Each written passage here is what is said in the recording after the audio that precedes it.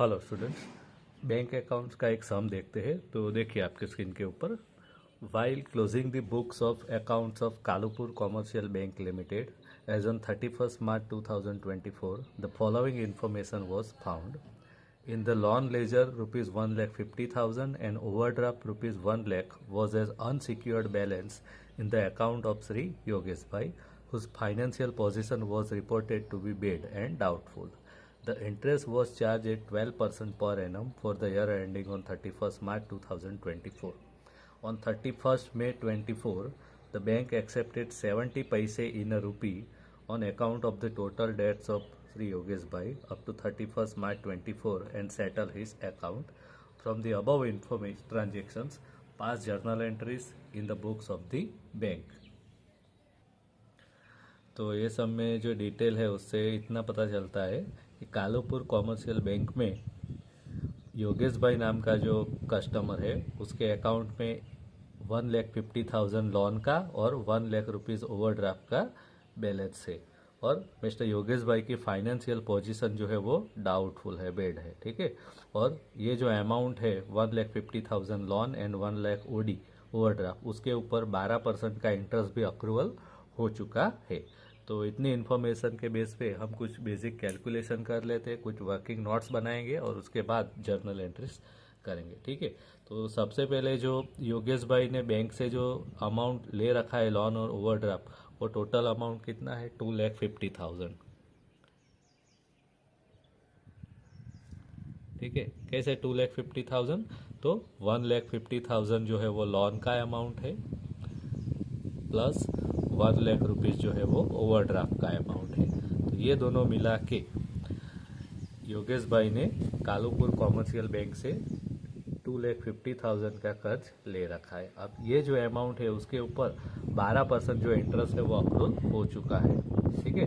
तो इसके ऊपर इंटरेस्ट का कैलकुलेशन करते हैं।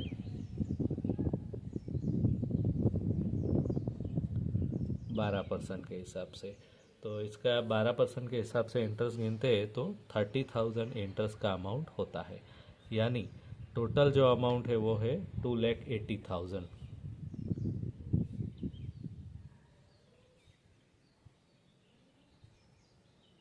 ठीक है।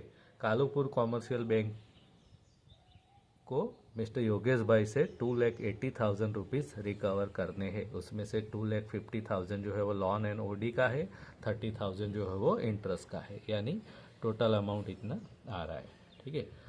नेक्स्ट पैराग्राफ में क्या दिया है देखो, थर्ड पैराग्राफ में, on 31st May 24 the bank accepted 70 पैसे इन अ रूपी on account of the total debts of Shri Yogesh भाई। यानी बैंक को कितना मिला? 70 पैसे इन अ रूपी। 70 पैसे इन रूपी यानी 70%। क्यों? क्योंकि रूपी में कितने पैसे होते हैं? 100%। उसमें से 70 पैसे मिले, यानी 70% अमाउंट रिकवर्ड हो चुका है। तो 2,80,000 का 70% अमाउंट रिकवर्ड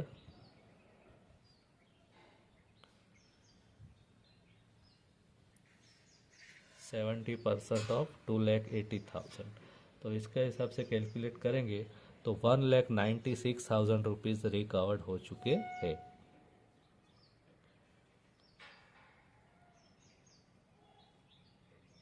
रिकवर्ड। अब ये जो 1,96,000 रिकवर्ड हुए उसमें से लोन का कितना हुआ एंड इंटरेस्ट का कितना हो उसको क्लासिफाई करना पड़ेगा, ठीक है।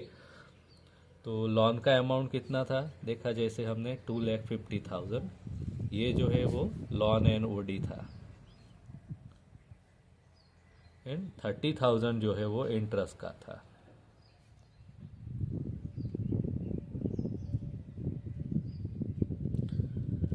अब 1,96,000 जो रिकवर्ड हुआ है उसमें से लोन का कितना रिकवर्ड हुआ और इंटरेस्ट का कितना रिकवर्ड हुआ वो कैलकुलेट करते हैं। तो जैसा कि हमने देखा सब में दिया है कि कितना अमाउंट रिकवर्ड हुआ, 70%।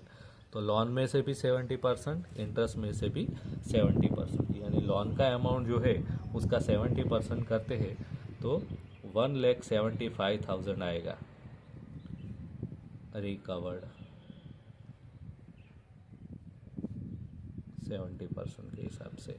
और ओडी जो इंटरेस्ट है उसकी बात करते हैं, तो यहाँ पर भी 70% के हिसाब से कितना रिकवर्ड हुआ वो कैलकुलेट कर लेते हैं। तो यहाँ 21% आ रहा है।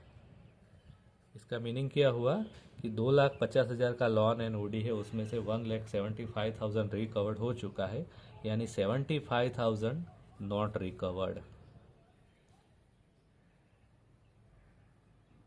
ये अमाउंट अभी रिकवर्ड होना बाकी है, यानी ये बेड डेप्ट होगा।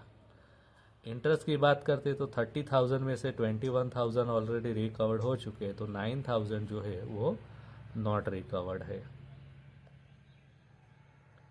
ठीक है, तो इस तरह से लोन में से 1,75,000 रिकवर्ड हुआ, इंटरेस्ट में से 21,000 रिकवर्ड हुआ, और ये दोनों मिला के 1,75,000 एंड 21,000 दोनों मिला के कितना हो रहा है 1,96,000।